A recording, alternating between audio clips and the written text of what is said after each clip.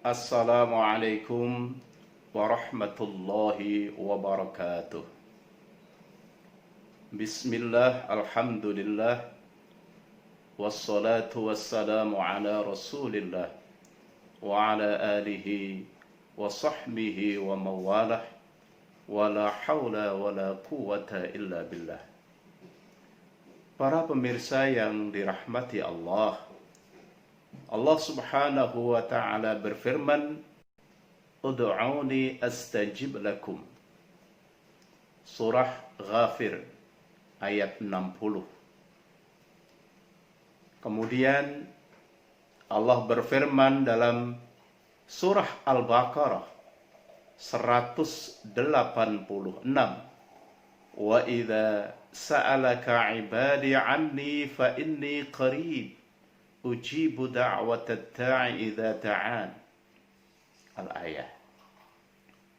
Para pemirsa yang dirahmati Allah, melanjutkan seri doa-doa dalam Al-Quran.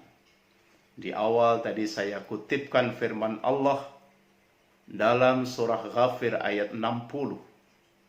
Potongan ayat yang sungguh sangat populer, ya. Ud'uni astajib lakum. Lengkapnya dari depan, wa qala rabbukum ud'uni astajib lakum. Allah subhanahu wa ta'ala yang memerintahkan kepada kita, berdoalah, mohonlah, mintalah padaku Allah, ya, aku akan mengabulkan permohonanmu. Kemudian dalam surah Al-Baqarah ayat 186, Allah subhanahu wa ta'ala berfirman, apabila hambaku bertanya tentang aku Allah, fa inni qarib, ya, sesungguhnya aku Allah itu adalah sangat dekat. Ya. Ujibu da'watad da'i idza da'ani. Ya. Aku kabulkan, ya, orang-orang yang berdoa kepadaku. Itu artinya bahwa doa sungguh suatu yang sangat dituntunkan oleh Allah subhanahu wa ta'ala. Dan Allah berjanji akan mengabulkan apa yang dimintakan hambanya itu. Para pemirsa yang dirahmati Allah, mengapa dalam seri ini, ya, saya selalu mengutipkan doa-doa dalam Al-Quran, sebagaimana di bagian depan, di bagian seri-seri sebelumnya, ya, saya sampaikan bahwa setidaknya doa yang diabadikan, dicantumkan dalam Al-Quran, itu setidaknya punya keutamaan. Salah satu keutamaannya adalah keutamaan membaca Al-Quran, di mana keutamaan itu adalah per huruf. Artinya satu huruf itu dicatat sebagai 10 kebaikan. Tinggal dihitung saja berapa huruf yang kita baca. Jadi di samping kita berdoa memohon kepada Allah, dan doa itu sudah barang tentu, kita meyakini doa yang terbaik karena dituntunkan oleh Allah subhanahu wa ta'ala, diabadikan dalam Al-Quran. Yang kedua, kita mendapatkan keutamaan membaca Al-Quran. Dicatat 10 kebaikan setiap hurufnya. Para pemirsa yang dirahmati Allah, untuk seri yang kesekian kalinya ini, saya mengambil di penghujung surah Al-Baqarah. Surah Al-Baqarah surah yang kedua dalam urutan mushaf Al-Quran setelah surah Al-Fatihah. Dan surah Al-Baqarah adalah surah yang terpanjang, ya. Penghujung ayat, ya, atau ayat terakhir itu adalah ayat 286. Ya. Ini sudah masuk ke juz 3. Ya, jadi memang ini adalah surat yang paling panjang. Doa ini begitu populer, terutama para pemirsa yang terbiasa melakukan bacaan tahlil, ya, doa ini sungguh populer karena doa ini menjadi salah satu rangkaian dari bacaan tahlil. Ya. Bagi para pemirsa yang kebetulan tidak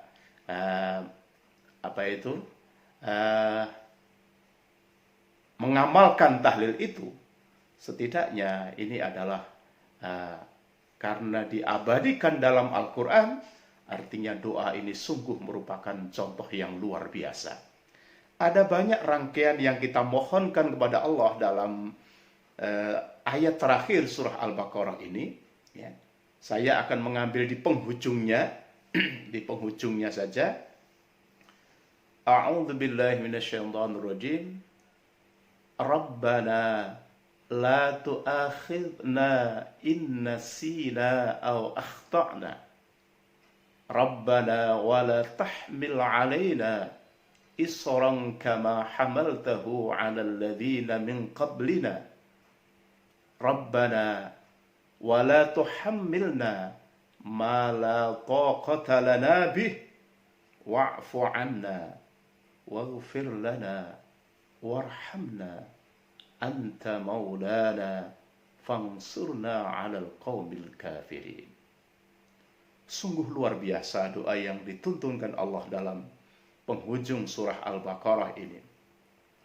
Rabbana, ya Tuhan kami, la tu'akhidna, janganlah engkau hukum kami.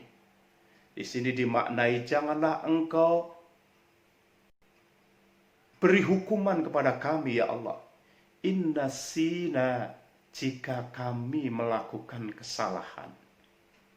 Au akhtana, ya, jika kami lupa, mohon maaf tadi. Inna sina, jika kami lupa. Au akhtana, atau kami berbuat kesalahan. Yang pertama di sini mohon kepada Allah, ya Allah, janganlah engkau hukum kami jika kami lupa. Manusia sebagai mahalul khata' wa nisyan, tempatnya salah, tempatnya lupa. Di sini sekaligus dituntunkan oleh Allah bahwa manusia itu memang memiliki sifat lupa. Ya.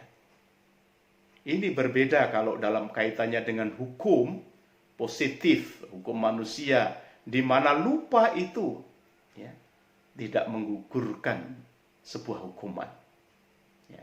Sebagai contoh sederhana, seseorang misalnya mengendarai suatu kendaraan di mana dipersyaratkan harus memiliki lisen, memiliki surat keterangan, surat izin mengemudi. Apabila kemudian ada pemeriksaan, ya, ditanyakan, diminta ditunjukkan SIM, surat izin mengemudinya, dan tidak bisa menunjukkan SIM itu, ya, misalnya dengan alasan lupa, ya, maka lupa itu tidak menggugurkan sebuah hukuman. Ya.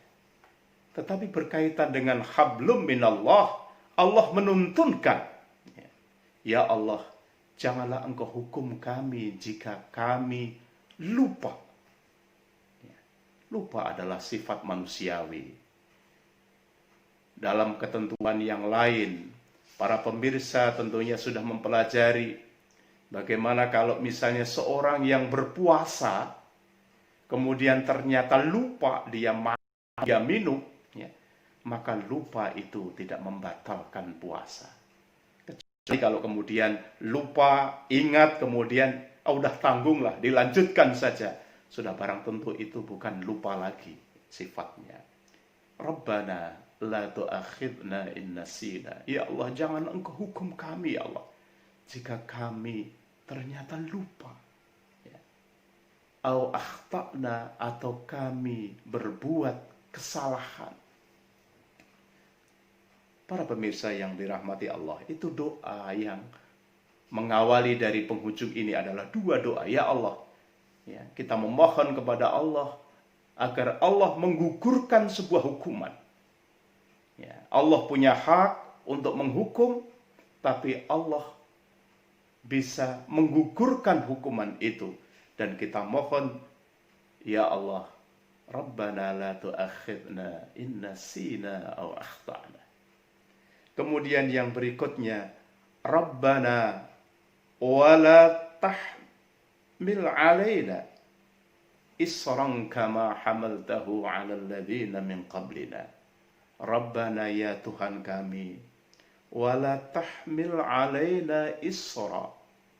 Janganlah engkau bebankan kepada kami beban berat.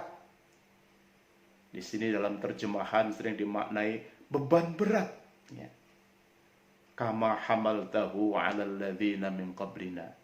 Sebagaimana yang engkau bebankan kepada orang-orang sebelum kami. Dalam salah satu tafsir di sini, di antaranya adalah saya mengambil tafsir Jalalain. Dikatakan di sini bahwa umat sebelumnya, sebagai contoh ini adalah Bani Israel, ya, setidaknya ada 3 beban yang sungguh itu berat apabila dibebankan kepada kita. Ya. Beban yang pertama adalah bunuh diri dalam bertobat. Ini berdasarkan firman Allah dalam ayat yang lain, ya, di mana salah satu wujud penyesalan, ya, pertobatan yang paling tinggi itu adalah membunuh diri sendiri. Ini tentunya adalah sebuah beban yang begitu berat. Yang kedua adalah mengeluarkan 1/4 harta untuk zakat. Ini tentunya juga berat juga. Ya. Karena kalau kita baca dalam fikih-fikih yang dituntunkan, ya, oleh Rasulullah Sallallahu Alaihi Wasallam, ya, zakat yang dibebankan kepada kita kaum muslimin itu dari 2,5% atau 1/40, kemudian ada 5%, ada 10%, ya, dan yang paling tinggi itu adalah khumus atau 20% untuk harta rikas, ya, atau harta temuan, ya. Itu paling tinggi 20%. Sementara kaum Bani Israel, beban zakat itu adalah 1/4 atau 25%. Kemudian beban yang ketiga adalah berkaitan dengan teknis mensucikan. Dari kaum Bani Israel itu, kalau ada pakaian misalnya yang kena najis, ya, kalau dalam tuntunan kita, dalam fikih-fikih toharoh, ya, kita dituntunkan untuk membersihkan, menghilangkan najis itu, ya, itu dengan berbagai jenis. Ada najis ringan, ada najis sedang, ada najis berat, ya.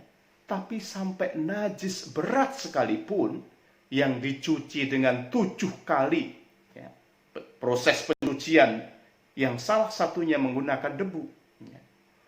Tapi kesemuanya masih dalam proses pensucian yang tidak berat sebagaimana kaum Bani Israel, karena dalam tafsir Jalalain ini dikatakan, ya,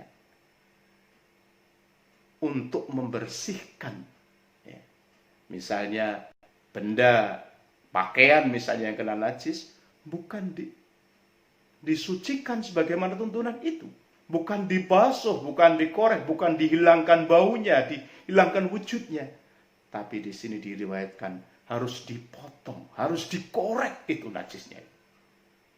Jadi kalau misalnya pakaian, ya, baju, ya, celana misalnya kena najis, ya, maka itu harus dipotong bagian yang kena najis dan dihilangkan. Sungguh ini tentunya adalah beban berat. Makanya kita mohon kepada Allah, wala tahmil alaina isra kama hamaltahu, sebagaimana yang engkau bebankan umat-umat sebelumnya. Rabbana wala tahmil alaina isran kama hamaltahu 'alal ladzina min qablina. Itu doa yang berikutnya. Kemudian di penghujung doa lagi dilanjutkan, Rabbana wa la tuhammilna ma la taqata lana bih. Rabbana, ya Tuhan kami, wa la tuhammilna, dan jangan engkau pikulkan. Di sini diterjemahkan sedikit berbeda. Kalau tadi beban engkau pikulkan kepada kami, ma la taqata lana bih, sesuatu yang kami tidak mampu memikulnya, ya Allah. Kita beruntung dalam tuntunan syariat kita, di samping azimah ada rukhsah, di samping ketentuan utama ada keringanan, dan itu selalu ada dalam berbagai tuntunan. Berwudu ada tayamum, sholat yang azim itu adalah berdiri, bisa dilakukan dengan duduk, bisa dilakukan dalam posisi berbaring, dan seterusnya. Ada azimah, ada rukhsah, ada ketentuan utama, dan ada juga keringanan. Rabbana wala tahmil alaina isran kama hamaltahu ala alladhina min qablina. Dilanjutkan, Rabbana wala tuhammilna ma la taqata lana bih. Ya Allah, jangan engkau pikulkan kepada hak kami beban yang kami tidak sanggup memikulnya. Wa'fu anna, maafkanlah kami, berikan kami maaf ya Allah. Waghfir lana, ampunilah kami. Warhamna, rahmatilah kami. Anta maulana, engkau adalah pelindung kami. Fangsurna, tolonglah kami. Alal qaumil kafirin, dari kaum-kaum kafir, dari orang-orang kafir. Para pemirsa yang dirahmati oleh Allah, sungguh luar biasa doa di penghujung surah Al-Baqarah ayat 286 ini. Kita dituntunkan, diberi anugerah tuntunan doa oleh Allah Subhanahu wa ta'ala. Rabbana la tu'akhidna in nasina aw akhtana. Rabbana wa la tahmil alaina isran kama hamaltahu ala alladhina min qablina. Rabbana wa la tuhammilna ma la taqata lana bih wa'fu anna waghfir lana warhamna anta maulana fansurna 'alal qaumil kafirin. Amin ya rabbal alamin. Kurang dan lebihnya mohon maaf, semoga ada manfaatnya. Sedikit cuplikan doa untuk kali ini di penghujung surah Al-Baqarah ayat 286. Billahi taufik wa hidayah. Assalamualaikum warahmatullahi wabarakatuh.